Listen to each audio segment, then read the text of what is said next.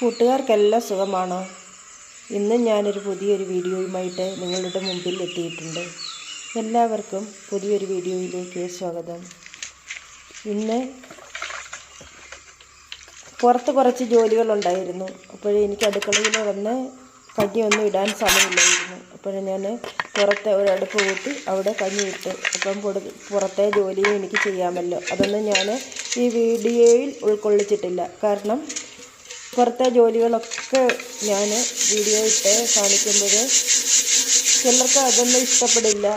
ഞാനിനി അത് കാണിക്കാനും ഉദ്ദേശിക്കുന്നില്ല. ചിലപ്പം കാണിച്ചേക്കും, അത്ര തന്നെ. ഇതൊന്നും അത്ര താല്പര്യമില്ല ആർക്കും കാണാനായിട്ടെന്ന് എനിക്ക് മനസ്സിലായി ഇന്നലെ വന്ന ഒരു കമൻറ്റിലൂടെ. ഞാൻ തെറ്റൊന്നും പറഞ്ഞിട്ടില്ല എങ്കിലും ഒരു നെഗറ്റീവ് കമൻറ്റ് വന്നതുകൊണ്ട് ഞാൻ തൽക്കാലം പുറത്തെ പണികളൊന്നും കാണിക്കുന്നില്ല. എൻ്റെ ജീവിതം, എൻ്റെ ഡേ ഇൻ മൈ ലൈഫ് ജീവിതവുമായിട്ട് മുന്നോട്ട് പോകാം. അപ്പോഴേ പുറത്ത് ഞാൻ അടുപ്പ് കൂട്ടി കഞ്ഞിക്ക് വെള്ളം വയ്ക്കാമെന്ന് തീരുമാനിച്ചു. അപ്പം നമ്മുടെ കിണറ്റിൽ നിന്നും വെള്ളം കോരി എടുത്തു. പുറത്ത് വെച്ച് കഞ്ഞിയുടെ കലം തേച്ച് മഴക്കി അപ്പം കഞ്ഞി ഇടാൻ തുടങ്ങുകയാണ്.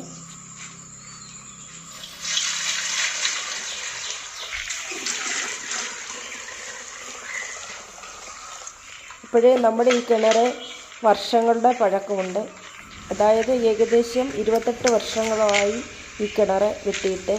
ധാരാളം വെള്ളമുണ്ട് ഈ കിണറ്റിൽ.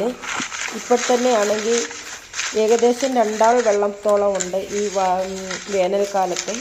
ഇപ്പോഴേ മോട്ടർ വെച്ച് അടിച്ച് പറ്റിച്ചിട്ടാണ് ഇത് ഇറക്കാറ് പതിവ്. അതുപോലെ വെള്ളമുണ്ട്. പിന്നെ നമ്മൾ മുറ്റത്തെ ഒരു അടുപ്പൊക്കെ കൂട്ടി അതിൽ തീ പിടിപ്പിക്കുകയാണ്. തീയൊക്കെ കത്തിച്ച് കഞ്ഞിക്ക് വെള്ളം വെച്ചു. കഞ്ഞിക്ക് അരിയും ഇട്ട് കൊടുത്തു. ഇപ്പോഴേ നമ്മുടെ പ്രകൃതി ഭംഗി കണ്ടോ? എന്തൊരു രസമാണെന്നറിയാമോ? കിളികളുടെ ശബ്ദവും. വെളിയിലൊക്കെ ഇരുന്ന് ഇങ്ങനെ ഭക്ഷണം പാചകം ചെയ്യാൻ എത്ര നല്ലതാണെന്നറിയാമോ? എനിക്ക് ഈ കാലാവസ്ഥയും ഈ പ്രകൃതി ഭംഗിയും ആയിട്ട് എനിക്ക് ഒരുപാട് ഇഷ്ടമാണ് ഇങ്ങനെ വീഡിയോ എടുക്കാനും ചെയ്യാനും. പക്ഷേ ആളുകളത് അനുവദിക്കുന്നില്ല. ചില ആൾക്കാർക്ക് അത് ഇഷ്ടവുമല്ല. എങ്കിലും ഇഷ്ടപ്പെടുന്നവർ മാത്രം കാണുക എന്നൊരു അപേക്ഷയുമുണ്ട് എനിക്ക്. അപ്പോഴേ നമുക്ക് മുന്നോട്ട് നമ്മുടെ വീഡിയോയുമായി പോകാം. കഞ്ഞിക്ക് വെള്ളം വെച്ചു. പിന്നെ ഞാൻ അരിയൊക്കെ ഇട്ട് കൊടുത്തു. വെള്ളം ചൂടായപ്പോഴേ പിന്നെ ആ അടുപ്പിൽ തന്നെയാണ് ഞാൻ കറിയും വെക്കുന്നത്. കറിയും വെച്ച് പിന്നെ ഞാൻ ഗ്യാസ് സ്റ്റൗവിലാണ് രാവിലത്തെ ഭക്ഷണം ഞാൻ ചെയ്തത്. ഞാൻ ഈ വയനയില എന്ന് പറയും ഇവിടെയൊക്കെ. വയനയില അപ്പം ഉണ്ടാക്കി. അതോടൊപ്പം 2 ഏത്തക്കായ ഉണ്ടായിരുന്നു, അതും അങ്ങോട്ട് മുറിച്ച് വെച്ചു. അങ്ങനെ ഞങ്ങളുടെ രാവിലത്തെ ബ്രേക്ക്ഫാസ്റ്റും കഴിഞ്ഞു. പിന്നെ ഉച്ചക്കത്തെ ഭക്ഷണത്തിന് വേണ്ടിയുള്ള കറി തയ്യാറാക്കലായിരുന്നു. പിന്നെ കറി തയ്യാറാക്കാനായിട്ട് കറിക്ക് വേണ്ടിയുള്ള സാധനങ്ങളൊക്കെ ചട്ടിയിലാക്കി വെച്ചു. എന്താണ് കറികൾ വയ്ക്കുന്നതെന്നൊന്നും പറഞ്ഞു തരേണ്ട ആവശ്യമില്ല. എനിക്കെന്നും ഈ കറിയൊക്കെ കാണത്തുള്ളൂ. ഓരോരുത്തരുടെ സാഹചര്യത്തിനനുസരിച്ചല്ല ഉള്ള കറികൾ വയ്ക്കാനും ഭക്ഷണം കഴിക്കാനും ഒക്കെ പറ്റുന്നത്.